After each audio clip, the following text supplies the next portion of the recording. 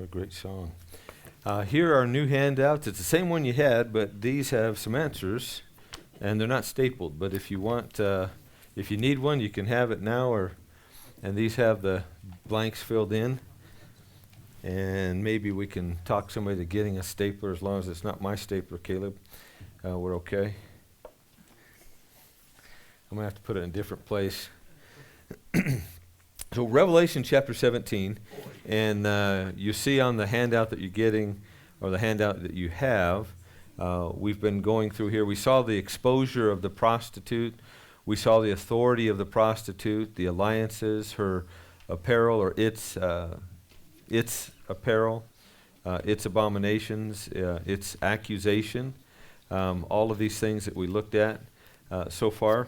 And then we see Roman numeral 2, the explanation of the harlot, and we looked at that last week. And I noticed as I was studying this week that I don't think we really looked at these Old Testament predictions. Did we read all these passages? I wanted to. You have blanks there? I don't think we did. Does anybody have a different recollection than mine? Okay. So if you look under Roman numeral 2, the Old Testament predictions of Babylon's destruction, and it has the reference Isaiah 13:1 through 14:27 and Jeremiah chapter 50 and 51. And this is Babylon on the Euphrates. I don't know that we read these, so owing to the absence of any objection, let's start there. Does everybody see where we are on the second page? No. And it's in red on the top. You have a parenthetical 1 and a big blank, so you can kind of write the gist of the verse down if you like. And you have the reference on the right. And so that's where we're going to start. We're going to start with Isaiah chapter 13. And those who don't mind reading, and Wayne, I know you don't mind, so I think we'll start in the back and come this way. And whoever wants to read will just take that next text. So Wayne will start with Isaiah 13, verses 1 and 9 and 10. And let all of us turn there, though, before you start reading. Sounds good. Get a picture.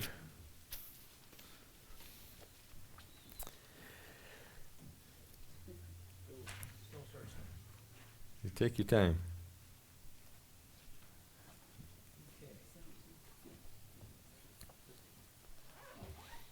Where are we going, Pastor? What's that? Where are we going? We're starting on the second page. There's 7 references. I don't think, I know I referred to them. I may have read a couple of them, but I want to go back and begin with those. And so Wayne's we're going to start reading from the back. And so Wayne, and then perhaps we can impose on Marilyn and Marion and work forward. So, all right, so Isaiah chapter 13, verse 1 and 9 and 10. Does everybody see where we are? And we'll just follow it. All right.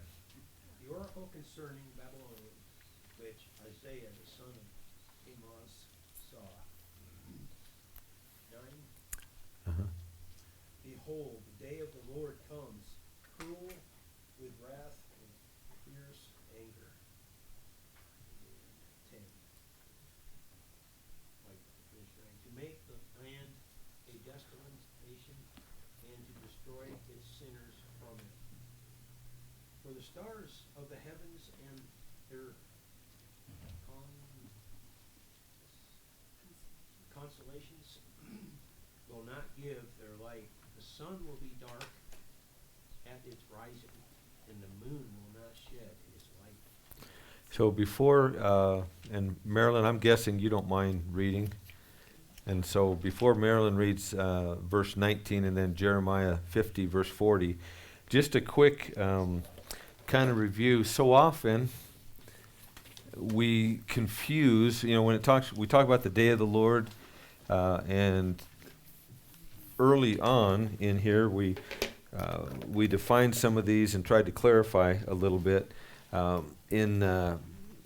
In the PB&J on Saturday, the men's, when we began the section in 1 Thessalonians a day, so there's the day. Sometimes it's just the day. Sometimes it's the day of the Lord. And there's even God, the day of God. And so there's really generally speaking, there's 3 uses of the day. And it gets kind of convoluted. And so some people look at the day as the rapture. Sometimes the day of the Lord, judgment is the end of the tribulation, or the second half of the tribulation.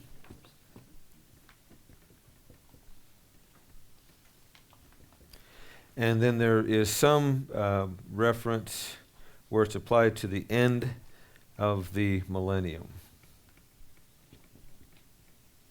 And generally, context tells us what we need to know. And without going through all of that, because we could spend the time, just understand that when you see the word the day, Amos used it first, the day of the Lord. Malachi finishes with it. Malachi chapter 4 is a very long chapter. I think it's 6 verses. We read it in prayer this morning. But the day, the day of burning, the day he'll set the blaze 4 times at Malachi in that very last part. But here in this passage that Wayne read, there's no mistaking that this is the tribulation. Okay, we understand that? Right. And the context, you read that and it can be nothing else but that.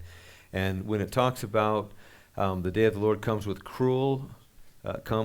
cruel with wrath and fierce anger, to make, here you go, the land a desolation, to destroy sinners from it. The stars of the heavens and their constellations will not give their light. The sun will be dark at its rising. The moon will not shed its light. And the only place you see that is in the tribulation.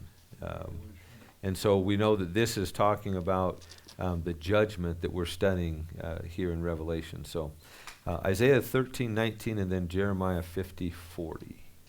And Babylon, the glory of kingdoms, the beauty of the Chaldees' excellency, shall be as when God overthrew Sodom and Gomorrah. Jeremiah 50:40.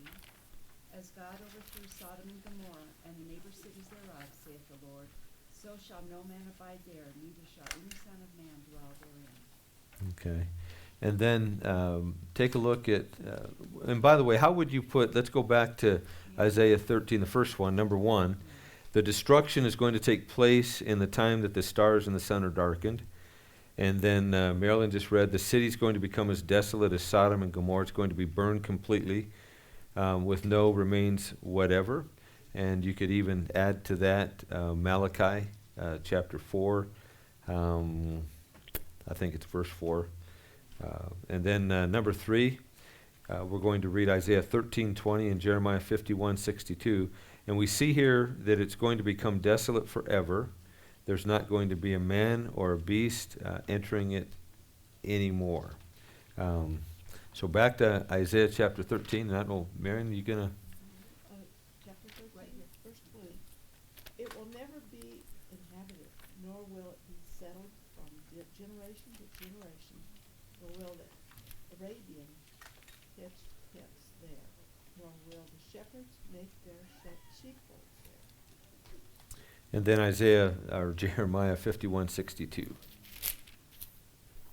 Thank you, sir. Stapled and everything. Then shall thou say, O Lord, thou hast spoken against the place to cut it off, that none shall remain in it, neither man nor beast, and that it shall be desolate forever. And then number 4. Let's see. Karen, do you want to read?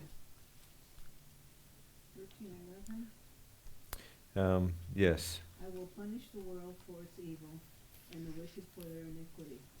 I will put an end to the pomp of the arrogant, and lay low the pompous pride of the ruthless. And a couple more. Keep going. Jeremiah 50. No, go ahead and read verse 12 and 13 too, please. Okay. Uh-huh. I will make people more rare than fine gold, Mm-hmm. and mankind than the gold of Ophir. Therefore I will make the heavens tremble, and the earth will be shaken out of its place. And then now Jeremiah 51:49.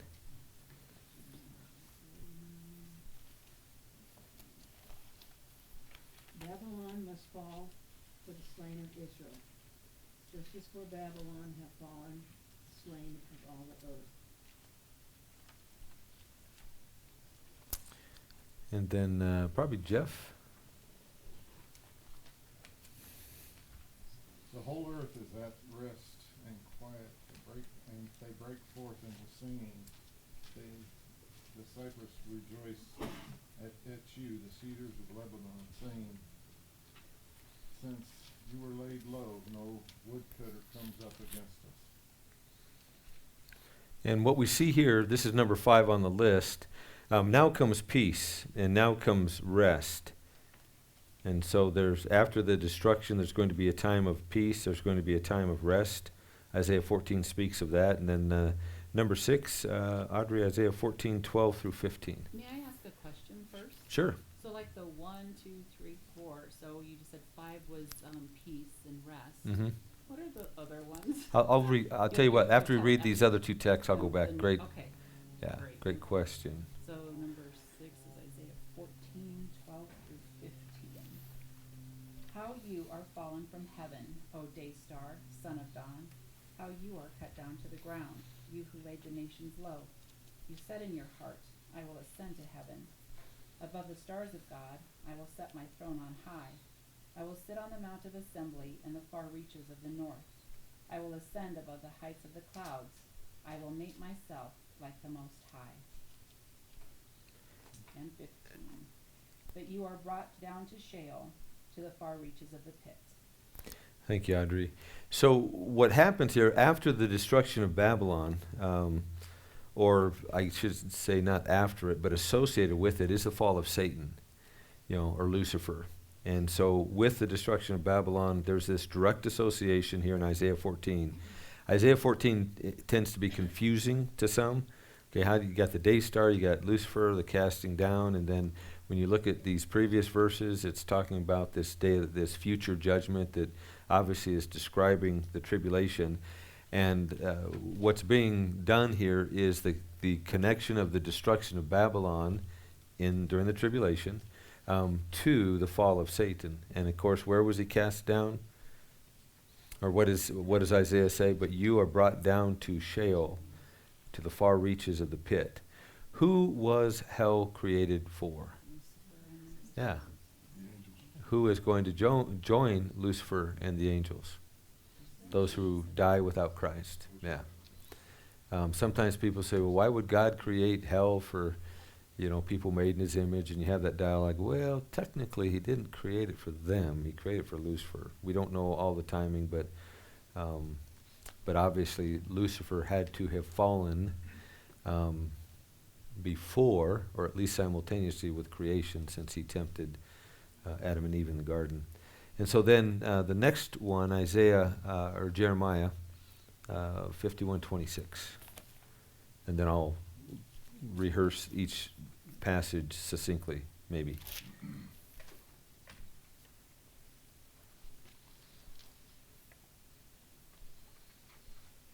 Who's got that one? That'd be you. Sorry. Oh. Jeremiah 51, verse 26. No stone shall be taken from you for a corner, and no stone for a foundation, but you shall be perpetual waste, declares the Lord. So number 7 here, Babylon's stones are never going to be used in future construction anywhere else. And the present day ruins of Babylon have been frequently plundered and reused in later construction. That's I mentioned, I think, last week about the tells, that there's 14,000 unexcavated tells in Israel alone and all over these ancient areas. And a tell is a foothill to you Arizonans, you Phoenicians and Tucsonans. Looks like a big mound of dirt, kind of like in the middle of nowhere. Seems a little bit out of place, except, Midwest and all over. but these are where they would build. And why would they build where a city was? Because they had building supplies. There's no Home Depot or Lowe's. So when the city was wiped out, you'd go through the rubble, you'd flatten it out, and you would reuse what you could reuse, and you'd build. Cities or villages were generally built where there is the ability to live, water or fertile ground or things like that. And so, and of course, it's a little bit foreign to us. You'd come, they'd wipe you out. I mean, there would be people, and by the way, it's what you see down in South America and Africa all the time. One tribe wipes out another. They conquer them, they subjugate them, or they kill them all. generally that's not the smart thing to do. You want you want slaves. So if you can save some of them, especially the dumb ones, I shouldn't say dumb, but you basically you kill the educated, the rebels, the smarter ones typically, and you get rid of them, and then you take the less educated. That's much kinder, I'm sorry. And you enslave them, and then now you have slaves. That was a typical cycle all the time. And, people with this whole race stuff in our country and social justice and this and that, who sold the slaves in Africa to the English or the Americans or whoever? Africans. Yes, The Africans. fellow Africans. Yes. Subjugated their own people. That's how slaves were sold. It was, the infamous battle, or the Tutsis and the Hierapolis, the H people, but they hated each other. You go up in some of the former Soviet countries, you have these people groups. They absolutely detest other people. Look at the history in our own country between the Native Americans. One tribe was constantly, and they wanted to wipe them out. They hated them. So you had these battles going on all the time, and when one group would conquer another group, they would rebuild there. They would subjugate those that they can. Quite often they would intermarry with the women, and on it goes. So it's that's significant when Jeremiah says that no stone of Babylon is going to be used again. So let me give you these 7 things, and then we're going to move on to Roman numeral 3. Number 1, the destruction is going to take place in the time that the stars and the sun are going to be darkened. The stars and the sun are going to be darkened. Has that ever happened? As an ongoing thing, no. No, there's No. been little. We've had eclipses and so forth. Yeah, an eclipse isn't anything near what seems to be described here, but yeah, that's the closest we've come. What's that? Yes. Well, 10 plagues. during the plagues. And Um, during the crucifixion, there was the longest darkness that we had known. During the crucifixion, it was an all-day thing, which was longer than normal. And again, I think what God does is He gives these little glimpses to get our Yeah. attention, to remind us that, hey, Exactly. like that little, what's the thing, the media thing that it sends a message and you have once you look at it, it erases it. What is it? But I mean, that too. What is it? Snapchat. Oh, Um, I was thinking subliminal. So you read the message, and after you read it, it's, you got 10 seconds once you start, whatever it is, and it goes. And I think God gives us these little pictures to look at it, and it disappears. And it's to teach us, to remind us, to warn us, to encourage us, from the heart of a loving God that says, now think about this being permanent or really long lasting. So number 1, the destruction is going to take place in a time that the stars and the sun are going to be dark. And number 2, the city's going to be as desolate as Sodom and Gomorrah. How desolate was Sodom and Gomorrah? It was burned completely. It was, yeah, No remains whatsoever. totally wasted. The question that pops up, and Caleb's going to answer this, unless one of you wants to answer it, is how in the world do stones burn? How did the temple burn? How did Sodom and Gomorrah, if so much of their homes were made out of stone, Have you ever seen a lava flow? and okay, It gets hot enough, stones burn. yeah, It gets hot enough, stones burn. and More melts, kind of, than like burn. sometimes some stones will Depends on melt. what the stones are made of, Other times they explode. and sometimes Yeah. they explode. What causes the explosion? It could be water vapor trapped inside of a really hot stone. That'll cause that. That's gotten more than one hunter around a campfire. And so what happens in porous stones, if the heat is intense enough, and especially if there's moisture aggravates that. And so in the temple, these stones are very porous. And we got a lot of them around here, same kind. Of course, Yeah. I mean, what kid didn't like throwing what we call volcanic rock or lava rock into the fire, and and pieces go. And but so that's an objection sometimes. How can stones burn? But they certainly can get a temperature hot enough to melt. And more than likely and more often would be the temperature so hot that the hot air goes into the pores of the stone and it explodes. And if there's moisture in there, what does it do? Does it implode? I think it explodes. Yeah, it goes away anyway with a big bang. And then number 3, it shall become desolate forever with neither man nor beast entering it anymore. It's going to become desolate, and no man, no beast is going to enter it again. This does have a suspicious ring to it. What else would cause no one to touch any stones or anything in an area like that? What would cause that? Nuclear radiation. Just a thought. And certainly when you think of a nuclear event, That would cause we stones to we burn. can we That can would understand cause that even more. Good point. Number 4, it's going to be a time of judgment, not just for Babylon, but for all nations. All nations of the world are going to be judged. Babylon leading the way. And then number 5, its destruction is going to be followed by universal rest and peace. After Babylon is destroyed, there will be worldwide peace and a respite from all this bad stuff. And then number 6, Babylon's destruction is directly associated with the fall of Lucifer and the casting out of Lucifer. And then number 7, Babylon's stones are never going to be used again.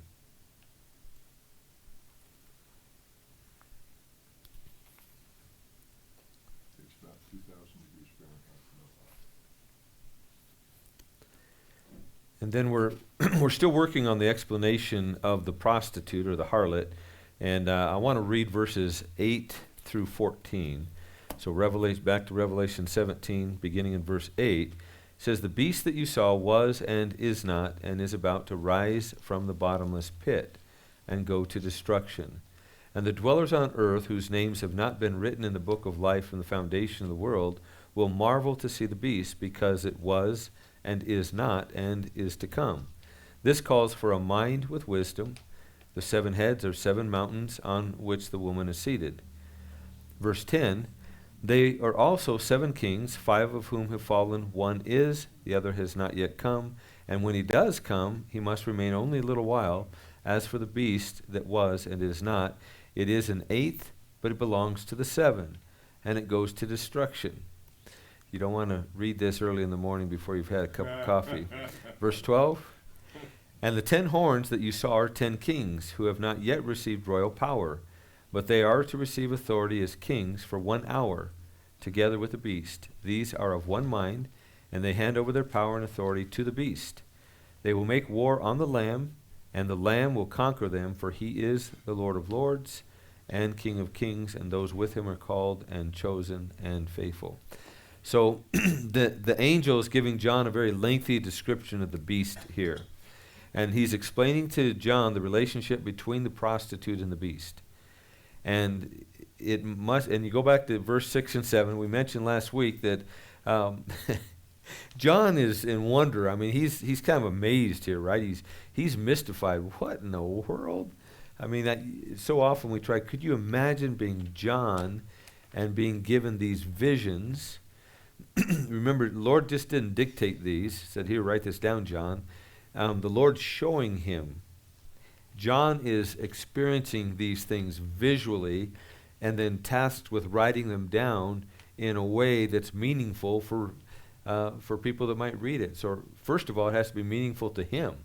What a task the Lord gave him. And in verse 6 and 7, it's like he wondered. He was mystified by what he was seeing here. But for John to grasp the connection, for John to get it, the angel had to first give him more details about the beast. And so this, for us, as it did for John, further describes the nature of the beast and his kingdom. And so this enhances the description. If you go back to chapter 13, where the initial description of the beast is seen. Now, this is building on what the Lord has already shown John. Now, previously, the beast that John saw is Antichrist. And Antichrist is the satanic ruler of the last and most powerful empire in human history. Let me say that last part again. This will be the most powerful empire to ever exist on this planet. And, of course, that's going to be Babylon again, or the new Babylon. And the Antichrist is going to be Satan's instrument, and that instrument, what is Satan's biggest target? What does he want? Children, God's children. Well, besides God, good answer. Children of Israel. Yeah, children of Israel. Israel is his number one target. You know, yes, you guys, us guys, God, of course, but Israel. You know, in a world perspective, he can't touch God, but he can touch God's nation, people, if you will, Israel, if you will. And that's his target. And Scripture portrays him as an intellectual genius. Go back to Daniel's description. This he's smart. Yeah. In Daniel 7 and 8. In Daniel 7, verse 20, he can speak well. He's a good orator, persuasive, perhaps. We also saw in Daniel chapter 7, verse 23, that he's a good military leader. So Daniel chapter 7, remember that second half of Daniel gets eschatological. The first 6 is historical, practical. We understand that easy. Chapter 7 through 12, we need a little help. But aren't we glad that God gave that to Daniel, because we see there that first picture of the Antichrist. He's smart. He's a good speaker. He's a good military leader. He's also as he gets into Daniel chapter 8 and Daniel chapter 11, he's a good strategist. He's a good politician. He's calculating and he's manipulative. Isn't it sad that you hear those words and we think of politicians? Well, that's what Daniel says about the Antichrist. So Antichrist will fit well. We're kind of used to that at sometimes. And then the ultimate religious, if you look at 2 Thessalonians, we see him, Paul describes him as an ultimate charlatan. Of all the charlatans that there ever existed, in 2 Thessalonians, Paul's little second epistle to the church of Thessalonica, he describes the Antichrist as a religious charlatan and the best that's ever been. So the angel briefly reviews the detailed description that he gave in chapter 13. And the beast is described as one who was and is not and is about to come again. Now, if you go back to chapter 3, we're not going to, but if you look at chapter 3, verse 3, and 12 also, go back to even I think 13:3 is the most important one there. The phrase refers to Antichrist's faked death. Go back, you remember his faked death and his faked resurrection. He didn't really die, so therefore he did not really resurrect, but they portrayed this event on the whole world. Okay, that's the ultimate fake news. And it will be perpetrated on the entire world during this time, and chapter 13 described that for us. The false prophet is going to perform this alleged miracle, and this alleged miracle is going to deceive the entire world, and the purpose of that is to worship the Antichrist. So back in Revelation chapter 13, verse 14, all of this is taking place. We've looked at it. Up until that point, Antichrist's political and economic empire is going to coexist with what? What did it coexist with? What's that? Yes, yeah. So religion, if you will, was the vehicle that the Antichrist needed to make this happen. And what we're reading here is the end of religion. So that's where the connection, and that hopefully that makes it clear. I know this may sound a little convoluted. So chapter 13, we see this false miracle perpetrated on the world. Why did it happen? The false prophet's there. So that through religion, the world would worship Antichrist. And as we get into chapter 17, and John is seeing some of this again, this description of of the Antichrist, it does take us back to chapter 13 and the fact that the Antichrist used religion, and now in chapter 17, religion is being done away with. Now, after this staged resurrection, what happened? Then you go in chapter 9, chapter 11, when we get to 20, what's going to happen is a powerful demon comes out of the abyss, out of the pit. And that powerful demon is going to indwell the Antichrist. And so Antichrist's faked resurrection and his destruction of the false religious system is going to take place about halfway through the tribulation period.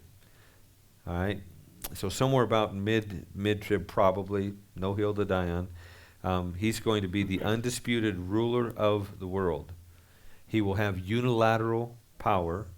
He will not be sharing his power with the false prophet. He will not be sharing his power with any board or any other leaders. He will have sole power. He will, at that point, reach the apex of his sovereignty, which is, in his mind, part of his goal. His goal is to be sovereign over God, to be God, but to be God of God. But here on earth, we're going to see him reach this worldwide goal of being the world's sovereign. And of course, what's his purpose in doing that? What does he think he's going to accomplish? He wants to stop something. Y'all know this. He tried to stop the crucifixion. Yeah, now he wants to stop something else. So he obtains... Second coming? Yep, that's exactly what it is.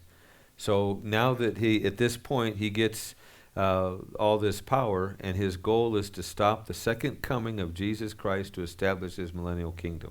That's now his goal at this point. And the reality, and you go to chapter 19 and 20, is what? He's about to be destroyed. And that's going to be the appropriate punishment for the son of destruction, as Paul describes him in 2 Thessalonians. Lucifer challenges the King of Kings, Lord of Lords, and he's going to lose. Antichrist's phony resurrection and very swift destruction of the false religious system is going to shock the world. And so I want to pause here for just a moment. This is pretty amazing. So he's going to use religion to get control of the world, and then he's going to get rid of religion. Now, it's not religion as we would think of worshiping God, but you know that innate part of man that wants to worship something, because now Antichrist, Satan is going to receive the worship which he wants, thinking that it's going to help him accomplish the goal of conquering Jesus. Notice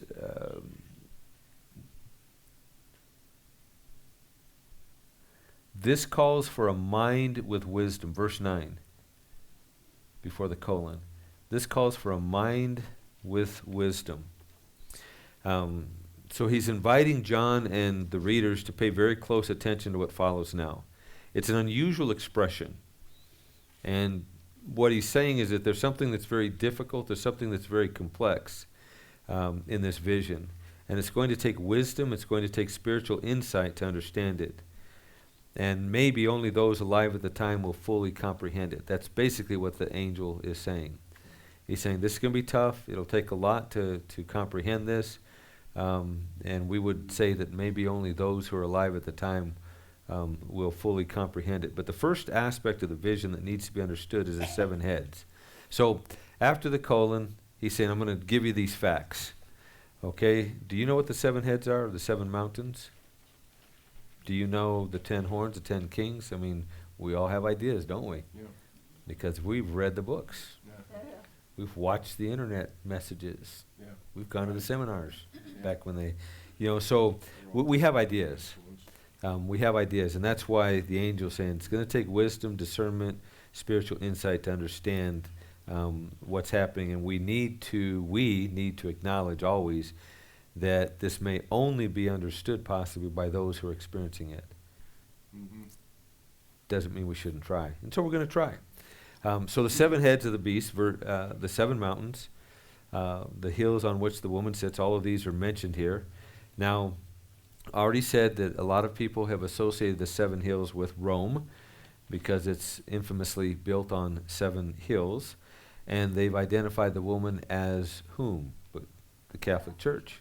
Yeah, the Catholic Church. Yeah. That's a pretty common one. Probably that would be number 1. And the 7 mountains are the 7 hills that surround Rome. And the problem with that is what?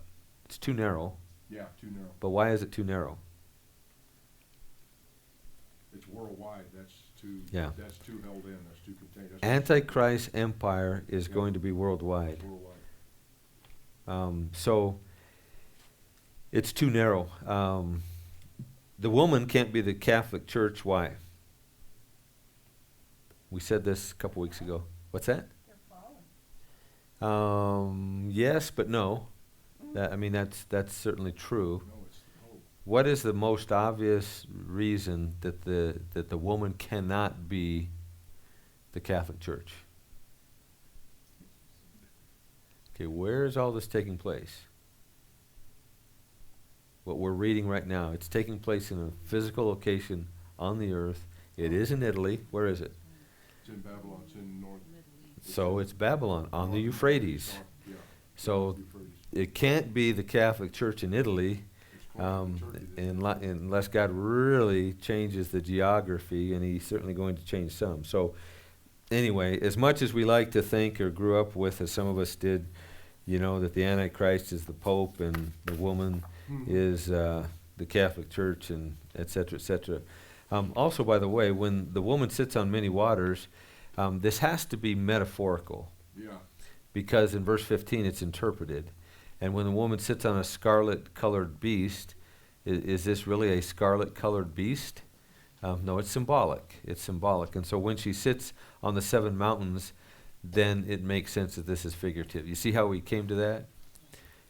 Question, and it is challenging at times, okay, is this figurative or is this literal? We believe in a literal interpretation of the Bible. That's where we begin. And we also believe that there are certain things that are obvious hyperbole or obvious symbolism or metaphor. They're obvious. The problem is Christians have taken the less obvious and tried to make it a metaphor, or tried to, and we always, and they get into trouble when they do that. So the 7 mountains and the woman sitting there has to be figurative. And then finally, the angel's call for spiritual discernment. Be wise there.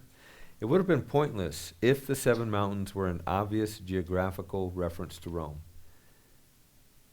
The angel is warning, and the angel is saying, use your brains, as my mom said, right? Use your head. Go ahead. Could it be 7 nations? those later, 17. Could be. 7 nations, yeah. Could be, but we know it isn't right now. We're doing what we're eliminating what it isn't. We know it's not Rome. It can't be Rome. It can't be Italy. It can't be the Catholic Church. It can't be the Pope, unless the Pope moves To Babylon. to I Babylon. thought about that. So all of this speculation is unnecessary because the text Thought about it. tells us very clearly that the 7 mountains are, drum roll please, and Cheryl, say what you said just a second ago. Nation? Or 7 kings. Yeah, they would represent 7 nations. 7 The 7 kings, or the 7 mountains, or the 7 mountains are 7 kings, and it's used metaphorically often in the Old Testament to represent rule or power. And you see that in the Psalms, you see it in Jeremiah, you see it in Daniel, you see it in Isaiah. And here they represent 7 world empires, more than nations. Nations are fine. It's a hair to split, but the idea that these are very powerful empires. When you think of an empire, do you think of something different than a nation? A nation has a little bit more of a docile sound to it, but empire, you think of Darth Vader. Yeah. We can't help but think of Darth Vader now. But anyway, and we think of that which has ill intent and lots of power. So, again, hair to split. The 7 world empires are represented here. And the angel tells John that 5 have fallen, Mm-hmm. 1 is, Yes. and the other has not yet come. That's pretty easy, isn't it? So what 5 empires at the writing of John in the end of the 1st century have come and gone? and you know them. Mhm. Egypt would be the first one. Yeah, The Egyptian Empire was the first the actual. mighty empire. Okay, who was the second one? They are going to conquer the 10 tribes. What's that? Medes and Persians are coming. Hold on to it, but not yet. They're coming. Yeah, Babylonian, Okay. That's the It's Assyria. Assyria. Assyria, and Assyria is the empire that conquered the 10 tribes of the northern kingdom of Israel in 85, 87 approximately. 722, and then it's who's after Assyria? Babylon. Babylon at the around 500. 605, 596 or 7, and ultimately in 586 or 7, destroys Israel. That is the end of Israel completely after Babylon. So they're the third world empire. And then, Cheryl and Audrey, the Medes and the Persians, the Medo-Persian Empire. Mhm. And then who's after them? The Who's Greeks. the fifth one? The Greeks. Yep, the Greeks. The Greeks. Okay, so these are 5 have fallen. 1 is, and 1 is yet to come. And so Rome, of course, is the one that is. That's pretty obvious. And the other one that has not yet to come is Antichrist's final world empire. Back to Babylon. And listen to what Henry Moore says about this next week. Ah, ah. Yeah. And I'll read just, it's a lengthy quote, or else I would just read it today. But we'll Going through it anyway. We'll leave you on the edge of your seat. But let me read the first 2 sentences. Yeah. He's just gonna, yep. So Yeah. Henry Moore says this: though none of these empires ever actually ruled the whole world, each was the greatest kingdom of its own time, and particularly in reference to the land and people of Israel, and these kingdoms' opposition to the proclamation of God's word and the accomplishment of his purposes in the world. And so, and then he's going to talk a little bit, are these the only kingdoms? And the answer is no, but he's going to explain that a little bit. Might as well get the rest of it. And, next week. Next week we Praise will. God. Any questions or comments on what we covered this week? Oh, yeah, we ain't got enough time. Like the one coming out of the one to be released, the demon to be released from the abyss. Well, that's interesting. You know, the beast is Satan's a dragon, but the beast, you think of being the Antichrist, the beast being the Antichrist in a way, but is the spirit of that one? Because it talks also about the pit is open, and what's his name? He's named, the one that's in charge of the pit. It's not Abnon, it's something else. He's got a name. Is that the one that, Now you're thinking of Apollyon? Apollyon? Okay. Apollyon. That's one. He's got a name in Greek and a name in Babylon, yeah. But, yeah, right. That part confuses me too, because it's, Well, I think what what roles he play and we want to take away from the opening of the pit later on is the fact that, I think the practical takeaway is that there is even now great restraint Yes, on the demons Yes. with regard to what's going on in our. There is demonic powers or ability or resources that are not released yet. yes, So you think about spiritual warfare that we're Right. fighting today and always Yeah. have, or we should be, and there are assets that haven't been released yet that Right. God has restrained. right, And again, isn't that merciful of Him? yes. Yeah, when you think about that, how merciful He is, and we talk about common grace, and Amen. I think we would put the fact that these powerful entities are sequestered into His under the label of common grace that we're part of every single day. Father, we do thank you for common grace, air to breathe, food to eat, water to drink, and all the rest of it that goes with it. But you're the staying of your hand to give us a second chance, to give us a chance at eternal life, and then your patience with that, and perhaps your hand on the gate to prevent even greater evil influence in this world. Lord, this and so much more we're thankful for. You are good. You are a good, good God. Yes. And everything that happens in our life is for our good, and it's for your glory. May we embrace that. May we reflect it. And may you be pleased to bless everything that may be part of the rest of our day. In Jesus' name, amen.